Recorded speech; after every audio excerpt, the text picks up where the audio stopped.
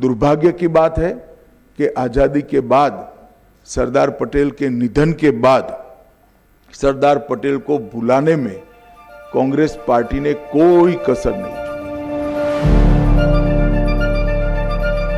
On the eve of Rashtriya Ekta Divas, Union Home Minister Amit Shah launched a blistering political attack on the Congress, accusing it of systematically sidelining Sardar Vallabhbhai Patel's legacy.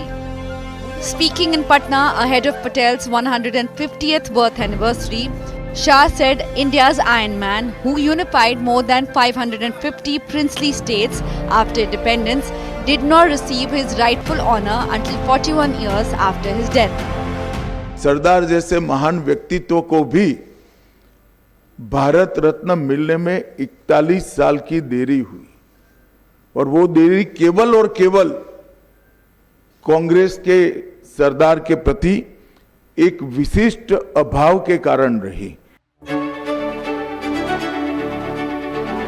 Shah highlighted that it was Prime Minister Narendra Modi who gave Sardar Patel true respect, crediting the BJP government for building the Statue of Unity in Ekta Nagar.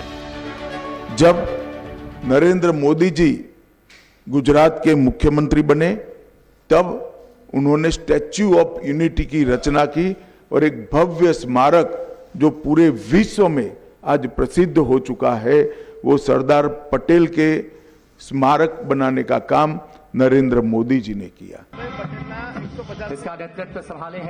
The Home Minister announced that a grand national parade will now take place every year on October 31st, similar in scale to the Republic Day parade. गृह मंत्रालय ने यह भी तय किया है कि आज के बाद हर 31 अक्टूबर को इसी प्रकार की भव्य परेड का आयोजन होगा। A run for unity will be held across states, districts, schools and police stations, with lakhs expected to take a unity pledge. Sardar Vallabh भाई पटेल की 185वीं जन्म जयंती पर बड़े स्तर पर इस बार गुजरात के केवड़िया में भव्य समारोह यहां पर किया जा रहा है। एकता परेड की तस्वीरों में आप देख रहे हैं कि किस तरीके से जो अर्धसैनिक बलों के जवान हैं, इसके साथ साथ जो पैरामिलिट्री फोर्स और जो राज्यों की पुलिस है, वो तमाम पुलिस जो है इस परेड में शामिल हो रही है। और सबसे बड़ी बात यह है कि इस बार राष्ट्रीय एकता परेड को बड़े स्तर पर मनाया जा रहा है। Beyond the October 31st parade, a 15-day Ek Bharat Parv will take place from November 1 to 15th in Ekta Nagar,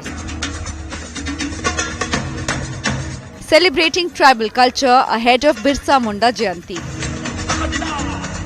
Shah also recounted Patel's decisive role in integrating Hyderabad and Junagadh and securing Lakshadweep for India on August 15, 1947.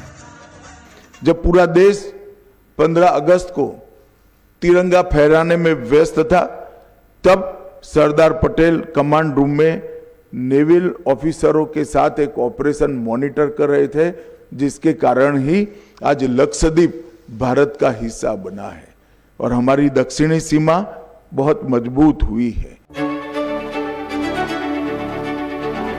As the nation prepares to mark Rashtriya Ekta Divas, the government is positioning the 150th birth anniversary as a moment to reaffirm national unity.